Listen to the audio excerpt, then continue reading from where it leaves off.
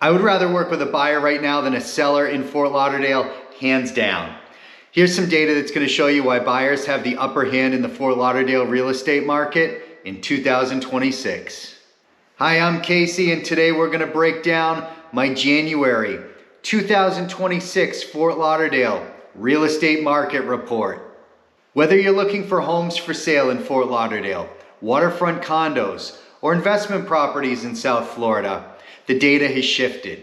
We're seeing median home prices in Fort Lauderdale stabilize, while we're watching inventory levels of condos rise up close to 12 months.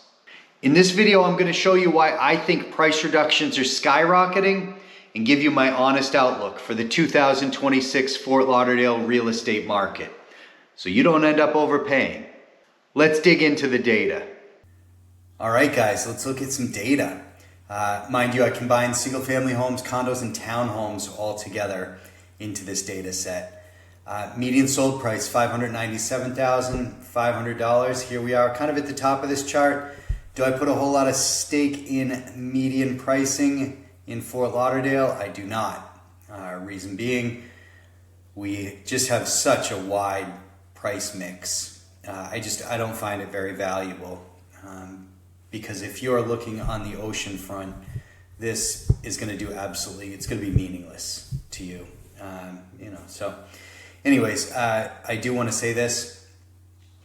I'm expecting price to kind of, I don't think we're going to move further on the whole, further than 5% above or below where we are now this time next year. I did a whole video on it. If you want to see it, just message me and I'll send you the video. It's just my predictions for 2026. Total number of properties sold. Now this one is wildly important because what really matters a whole lot more than how many properties are actually selling, right? All right, we do have some seasonality that occurs each year. January to May, January to April. That's kind of a normal cycle here. It was much more pronounced before COVID. It's almost flattened out in comparison to what it used to look like when we moved to Lauderdale now, 17 years ago.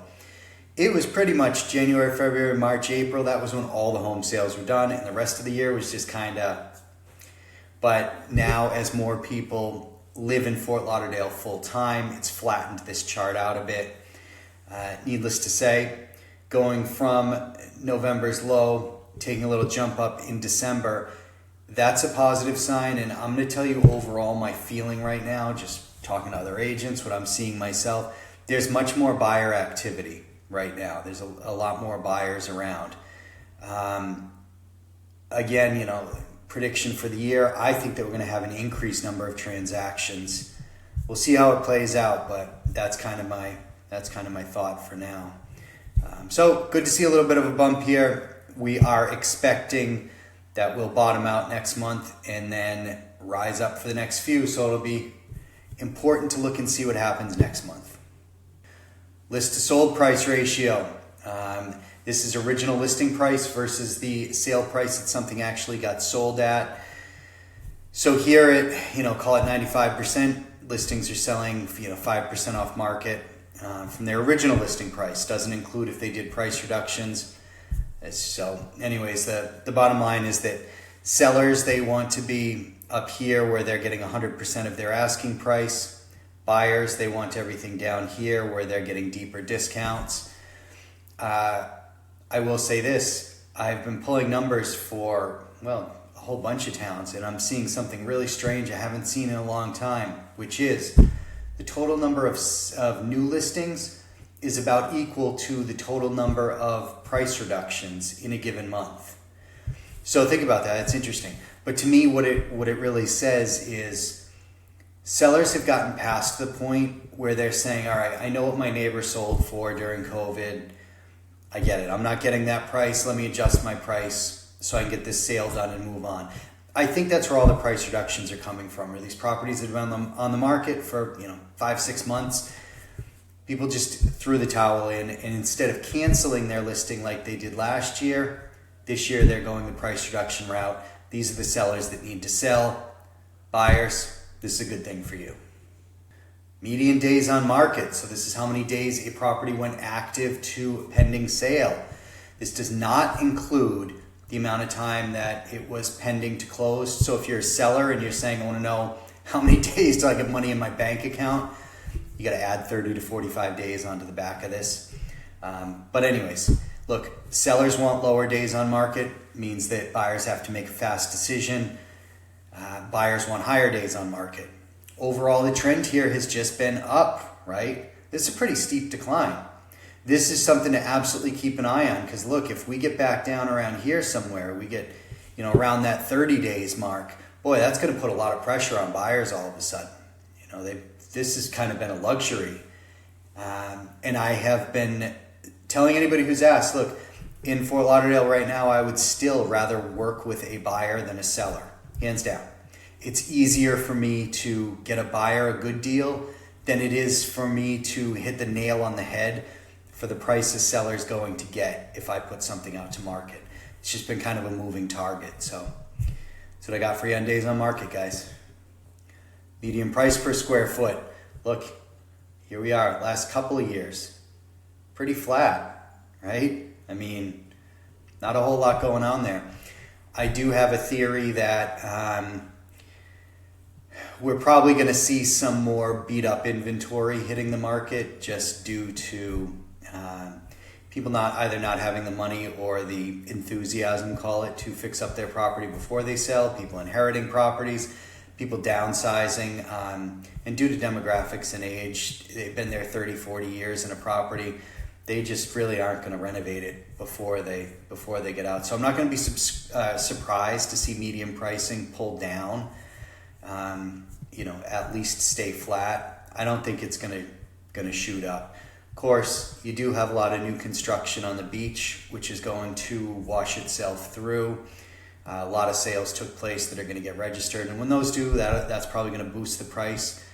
But I think overall, in the structure of the year, flat to a little bit down is probably where I am for that. All right, total dollar volume. Again, don't pay much attention to it. This stat looks manic all the time, depending what month we're in. The only way you can really get anything out of it is if you compared, say, a given month to a given month. So if you said, we're at 381 March of 23, 371 March, and 335 March. It's about level year over year over year. That's the only way I would really find any value in using total dollar volume in Fort Lauderdale. Other than that, like I said, the chart just kind of looks manic. So we're going to skip over that and get to my very favorite statistic. All right, give me one statistic and one statistic only. Ask me how a housing market's doing. I'm going to want to see months of supply. Just my favorite.